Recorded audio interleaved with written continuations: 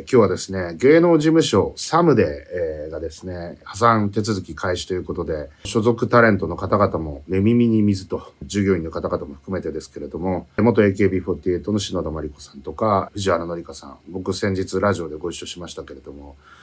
そういった結構大女優さんたちがですね、所属されている事務所なんですけれども、あえなく破産ということで、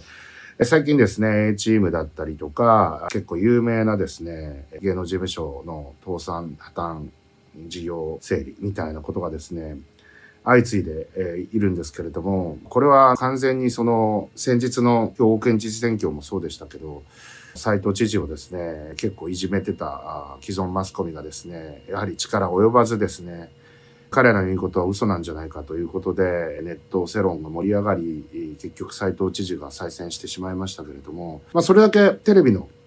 実際に広告費はインターネットに抜かれてますし、それにしたってテレビのオールドメディア的なブランド価値みたいなものがすごく寄与してそういう結果なので、実際の実力はもっと低いと思います。ブランド価値があってかさ上げされてるだけでですね、テレビの価値っていうのはかなり落ちてきてると。今回ね、ミヤネ屋の宮根さんがですね、取材に答えた町のおばちゃんとかが、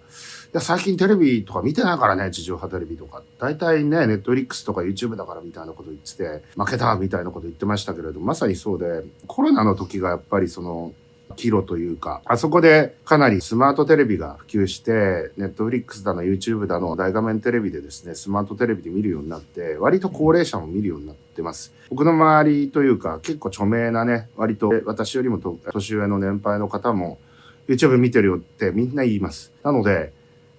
そうと見られてます。何が言いたいかっていうと、テレビに出ることがですね、以前みたいにブランド価値じゃなくなりつつあるんですよね。こういった芸能事務所ってどうやって稼いでるかっていうと、一つは芸能人になれる養成所みたいな養成所ビジネスっていうので稼いでたりとかするんですけど、サムデーさんやってないんじゃないかな。だからやってるところとやってないところがあるんですけど、やってるところはまだマシだったりするんですが、でもそれも違うな。何年か前にそういうのスクールやってて、スクールで預かり金とかなんかもらいまくって、あんまり出せる機会なくてですね、どんどん事務所の力衰えていったみたいなところが潰れてましたけど、要は旧来型の、うちの事務所に所属したらテレビに出れますよっていうマーケティングが、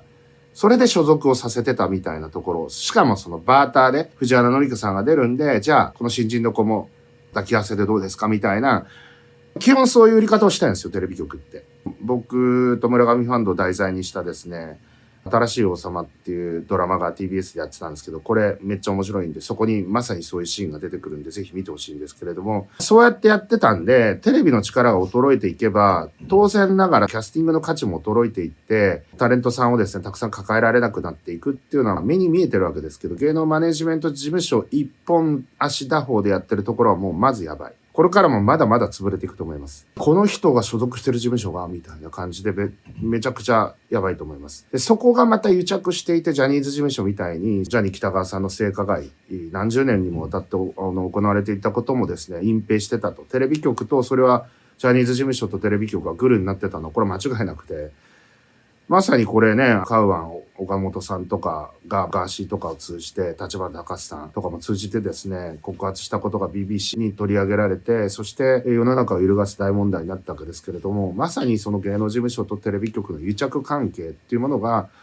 崩壊しつつあると。そういう時代に今生きてるということで、ますますやばいと思います。ただ、芸能プロダクション事業がですね、ダメかっていうとそうでもなくて、私の知り合いのとある芸能事務所なんかは、そういった芸能マネジメント事業もやってるんだけれども、自ら IP ね、知的所有権ね、財産権みたいなもの、キャラクターだったりとかそういったものを作り出して、その IP をライセンスしたりとか、あるいはその企業の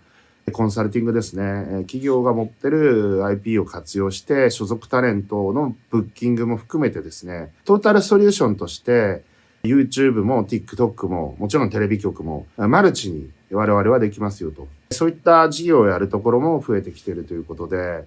僕はこれからそういった会社さん、だからネオ芸能事務所みたいな、そういった事業っていうのが、これから増えていくんじゃないかなっていうふうに思っておりますということで、芸能事務所が相次いで倒産しているニュースについて解説しました。いってらっしゃい。